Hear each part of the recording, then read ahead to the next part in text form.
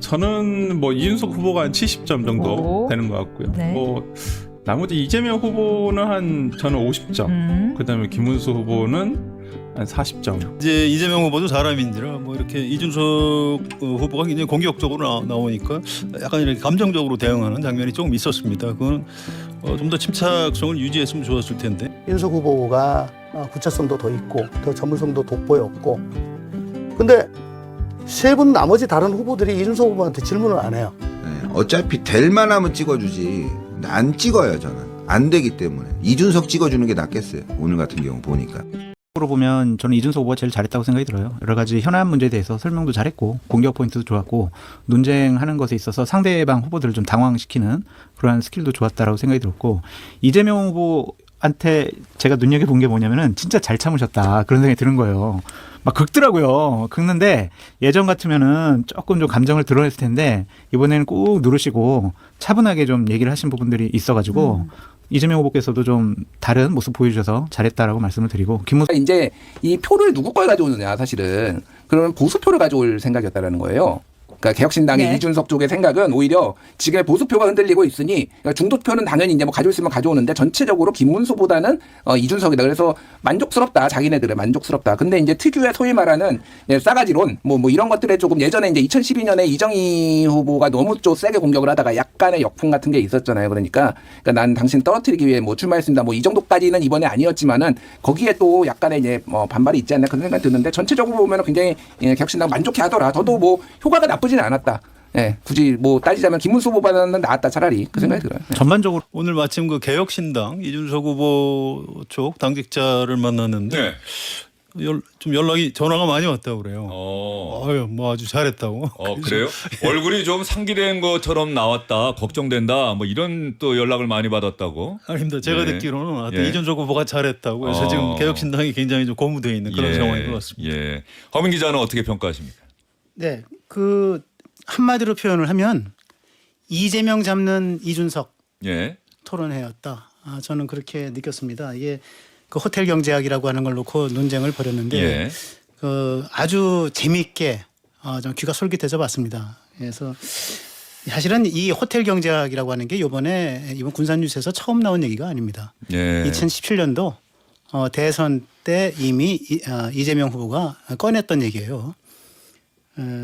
내용은 다 아시지 않습니까? 그죠? 호텔에 뭐 10만 원을 예약을 했는데 그 10만 원 가지고 뭘 사고 그것도 뭘 산 가게에서는 또 다른 가게에서 또 뭘 사고 이래가지고 경제가 선순환을 해가지고 뭔가 창출이 됐다. 결국 뭐 호텔에 나타나지 않아도. 그런데 그런데 이제 10만 원을 이제 예약을 취소하고 걷어갔는데 그럼에도 불구하고 경제는 선순환이 돼가지고 하기가 상당히 뭔가 풍부해졌다. 이제 이런 얘기인데 뭐 소위 케인즈의 승수 효과를 가지고 얘기하는데 케인즈의 승수 효과를 잘못 이해한 거죠.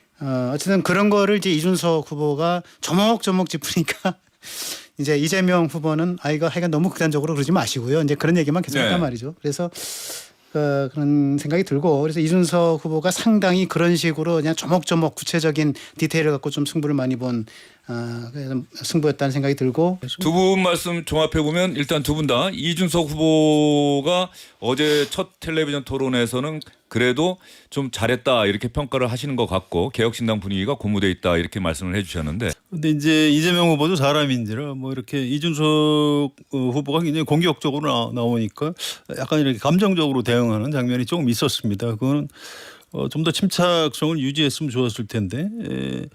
토론이라는 게 말의 내용도 보지만 그 말하는 사람의 표정도 보는 겁니다. 그렇죠. 텔레비전 토론의 특징이에요. 그래서 그런 부분은 이재명 후보의 노련함이 좀 떨어진다, 좀 아쉬움이 좀 있었고요.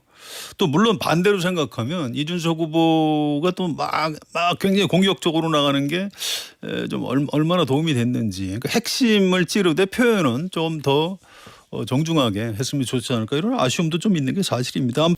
이준석 후보 잘한 것 같아요? 네, 뭐 그 중에서는 뭐 공개일하겠죠. 발군의 실력을 보여줬다고 생각합니다. 예. 어떤 점에서요? 사실 그 운동장이 좀 너무 좁았어요. 4명이 하니까 이 주제가 저 주고받고가 안 되고 자꾸 세잖아요. 거기다가 시간적 제약이 있으니까 답변하면 거기에 대해서 다시 재질문하고 재답변하고 이렇게 추궁하는 맛이 전혀 없이 그냥 단편적으로 흘러가서 그게 좀 아쉽긴 한데 보면은 뭐 다른 후보들은 예. 예를 들어 이재명 후보 같으면 뭐 너무 악의적이다, 뭐 너무 왜곡한다 그런 식으로 대답은 안 하고 상대방에 대해서 오물덮어 씌우기 하고 예. 그다음 김문수 후보 같으면 뭐 참 그 여러 가지라는 단어가 어제 여러 번 나왔어요. 예. 그러니까 구체적으로 뭘 예시를 못해 여러 가지 뭐 이런 식으로 하시는데 너무 두루뭉술하다 이런 말씀 그렇죠. 드시는군요. 네, 컨텐츠가 두 분 다 없었어요. 윤석 후보는 딱딱딱 그래도 예. 그 적확한 단어를 예시하면서 수치를 예시하면서 하니까 예. 그래도 토론 나왔는데 어쨌든 손뼉도 맞장구를 쳐야지 소리가 나는데 예. 다 피해버리니까 재미가 없었죠. 예. 자, 그럼 근데 뭐 너무 그 대놓고 피해가지고 예. 조금 그건 좀 감점 요인인데 인파이터 중에는 그래도 두 분 중에는 윤석 후보가 구체성도 더 있고 더 전문성도 돋보였고 근데 세 분 나머지 다른 후보들이 이준석 후보한테 질문을 안 해요. 지명을 안 해요. 저기하고 저기 지명해서 물어봐야 그러니까 둘씩 지명을 해야 되는데. 데려줬다가 말로 받을 게 뻔하니까 저기는 지명을 안 해요. 네. 그것만 봐도 잘했는데 성공을 또 터뜨리겠습니다. 어제 토론회를 했는데 많은 저를 지지하는 많은 분들이 어제의 MVP는 이준석이다, 김문수가 아니다는 거죠. 그래서 제가 저는 뭐 여러 가지 면에서 토론을 워낙 잘하시는 이준석 후보를 어제 같이 만나게 돼서 저도 많이 배우기도 하고 또 무조건 찍겠다. 이거 안 돼요. 오늘 뭐 이재명에 대해서 제대로 공격도 못 하던데 뭐 버벅거리고 앉아 있고 오히려 이준석이 더 잘 공격했잖아. 좀 배우세요. 그리고 이준석하고 좀 단일화하세요. 예, 안 되겠어 혼자는. 예. 그냥 이준석으로 단일화해서 이재명하고 싸우는 게 훨씬 더 지지율이 좀 나을 것 같아요. 예. 진짜 현실적인 판단이에요, 여러분들. 감정적으로 생각하지 냉정하게 보시라고. 냉정하게 이 판을 냉정하게 보시라고. 뭐 다 죽을 일이 있으면 찍어요. 김문수를 안 찍는다니까. 뭘 자꾸 그런 얘기를 하지 마세요. 예, 어차피 될 만하면 찍어주지. 근데 안 찍어요, 저는. 안 되기 때문에. 이준석 찍어주는 게 낫겠어요. 오늘 같은 경우 보니까. 제 표를 사표로 시키지. 사표를 하기는 싫고, 예. 저는 그냥 미래에 투자를 하고 싶어요. 김문수는 미래가 아니야. 요즘 뭐 저도 그렇지만 투표할 마음이 안 납니다. 투표할 그 어떤 이런 뭐 의지가 이게 나질 않아요. 예. 이준석이나 찍을까? 예. 이준석 찍는 게 낫겠어. 어차피 뭐 김문수는 뭐 한 30대 중반 초반뿐이 못 봤는데 오히려 그게 우파에게는 전략적 선택이 될 수도 있어요, 여러분들. 저는 뭐 이준석 후보가 한 70점 정도 오. 되는 것 같고요. 네. 뭐 나머지 이재명 후보는 한 저는 50점. 그다음에 김문수 후보는 한 40점. 오. 그러니까 좀 긍정적인 인상적인 장면은 이준석 후보에게 훨씬 더 많았던 것 같고요. 예컨대. 뭐 예를 들어서 여러 가지 뭐 호텔 경제학이라든지 뭐 그다음에 지금 뭐 스테이블 코인 같은 부분에 있어서도 좀 구체적으로 굉장히 물어보더라고요. 그런 부분에 있어서 좀 저는 이준석 후보에게 조금 더 높은 점수를 주고 싶었고요. 그 다음에 특히나 이제 뭐 AI 지식센터 같은 경우에 어떤 지금 해남에다가 이재명 후보가 짓겠다라고 지금 얘기를 하고 있습니다만은 현실적으로 불가능한 부분에 대해서 얘기를 하고 있는 부분이 있었고 그 부분에 대해서 너무 이재명 후보 측에서 전체적으로 좀 두리뭉실한 답변 전략으로 나온 것 같아요. 뭐 제일 많이 나왔던 단어가 점진적으로 뭘 하겠다. 그래서 너무 극단적이시네요. 비판하면. 네, 네. 그다음에 뭐 어쩌라고요. 이런 단어가 너무 근데 좀 너무 그건 귀를 굉장히 거슬리게 하는 귀를 약간 좀 쏘게 하는 해가지고 좀 조금 놀라기도 했었고 이재명 후보가 그냥 워낙 1위 후보고 우위에 있는 후보이다 보니까 약간 전략 자체를 뭐 흠집을 안 잡히는 아니면 말꼬투리를 안 잡히는 전략으로 나왔구나라는 생각은 들었어요. 저 이렇게 약간 두루뭉실한 답변에 대해서 이준석 후보가 세게 한마디 했잖아요. 네. 사이버 교주냐고. 사이비 교주냐. 사이피, 사이버가. 그러니까 4.5일제 근무제를 4.5일 근무제를 뭐 임금의 감소 없이 감축 없이 시행할 수 있다. 근데 이 부분과 관련해 가지고 이제 우리가 지금 주 4일제로 넘어가는 그 중간 과도기적인 입장에서 주 4.5일제를 한번 시행을 해보자라고 하는 건데 임금 부분이 가장 많이 걸려요. 그러니까 모든 근로자들이 4.5일제 하고 싶고 주 4일제 하고 싶죠. 내 급여만 똑같다고 한다면. 아니면 내 급여가 더 늘어날 수 있다고 한다면 뭐 지금 외국 유럽이라든지 아니면 일본 같은 경우도 지금 시험적으로 도입을 하고 있거든요. 우리 국내에도 시험적으로 지금 도입을 하고 있는 이미 몇 년 전부터 도입하고 있는 중소기업들도 굉장히 많습니다. 그리고 어떤 이 주 4일제와 관련해 가지고 어떤 그 근로의 효율성 이런 부분에 있어서도 상당히 연구가 많이 되고 있는 건 사실이에요. 근데 항상 단점으로 이렇게 여겨지는 이유가 기업 입장에서 그러면 같은 급여를 주고 주 4일제를 운영한다? 이 부분을 어떻게 해결할 것이냐라는 부분이 있거든요.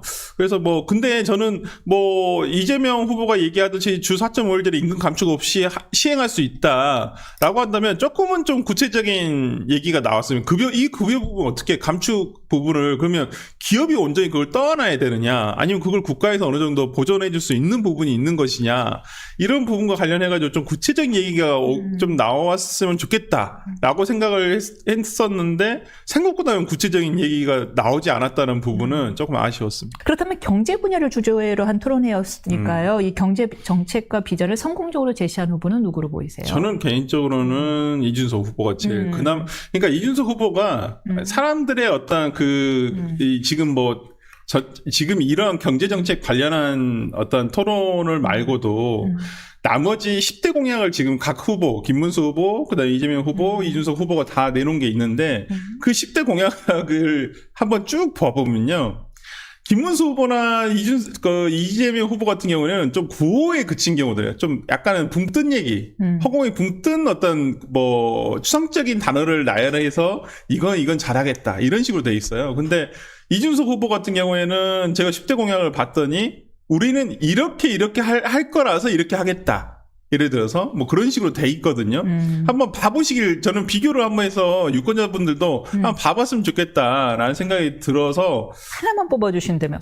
예를 들어서 이렇게 한번 봐볼게요. 그 지자체 그러니까 3번 그러니까 이준석 후보의 3번 공약인데 지자체의 법인세 자치권 부여로 지방 경쟁력 강화. 그러니까 구체적으로 하우가 들어가 있어요. 근데 이제 예를 들어서 한번 봐볼게요. 네. 이재명 후보가 3번 공약으로 돼 있는 게 가계 소상공인 활력 증진, 공정 경제 실현. 오케이. 어떻게? 근데 다 이거 좋죠. 가계와 소상공인 활력이 증진하고 그냥 공정 경제 실현하자. 좋은 말이죠.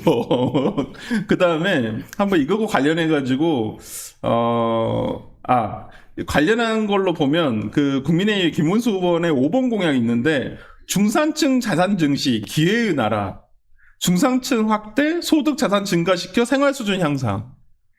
어떻게요? 저는 이렇게 10대 공약 이런 거 보면 그냥 구호의 나열이다라는 게 많은데 그래도 저는 이준석 후보는 그래도 귀에 들어올 만한 것들은 좀 구체적으로 제시를 하고 있잖아요. 하우를 얘기를 하고 있는 부분이 있어서 저는 전체적인 지금 대선 구도에서 제가 이준석 후보를 지지하는 건 아닙니다만은 공개적으로 지지하는 건 아닙니다만은 정말 중앙이잖아요. 네, 이런 부분은 참 이준석 후보의 공약이 괜찮다라는 부분들이 있어요. 물론 조금 아닌 부분도 있어요. 저 언론에 나온 제시되고 있는 어떤 10대 공약이라든지 이런 부분에 있어서는 눈에 띄는 건 저는 이준석 후보가 가장 눈에 띄는 건 사실인 겁니다. 스스로 극단적인 가정을 해놓고 이를 지적한 상대에게 극단적이시네요 라고 몰아붙이는 적반하장의 태도. 말문이 막히면 그래서 어쩌라고요 하면서 조롱하거나 썽을 내는 연산군 같은 면모. 누가 이런 인물을 대한민국의 대통령감이라고 생각하겠습니까? 그러니까 토론회에서는 상대 후보를 이기는 게 중요하지 않아요. 생각보다. 중요한 거는 태도라고 말하는데 무슨 얘기냐면 상대 후보의 지지자들을 열받게 만듭니다. 상대 후보의 지지자가 나를 미워하지 않게 만드는 게 중요해요. 왜냐하면 열받잖아요. 그러니까 모두들 자기가 지지하는 후보에 대해서 감정이입하면서 본단 말이에요. 근데 내가 지지하는 후보에 대해서 싸가지 없이 굴잖아요. 그 태도가 그럼 열받아요. 내용과 상관없이 미워요. 그러면 이번 대선에서 투표 안 할까 하던 사람들 나와서 투표합니다. 응징 심리 때문에. 네.